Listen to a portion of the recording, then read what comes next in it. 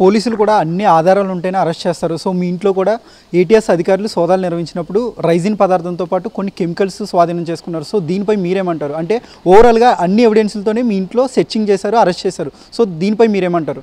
ఏంటంటే ఇప్పుడు రైజిన్ ఎసెటాన్ అని కెమికల్ ఉంది, అది పాయిజన్ ఉంది అని పోలీసుల నుంచి మనకి తెలిసింది, మీకు తెలిసింది, అందరి పబ్లిక్ని తెలిసింది ఇది పాయిజన్ అని. ఇంతకుముందు రైజిన్ పాయిజన్ అని, రైజిన్లో ఎసిటాన్ వేస్తే పాయిజన్ ప్రొడ్యూస్ అవుతుంది అని ఎవరికి తెలియలే, ఇప్పుడే తెలుస్తుంది.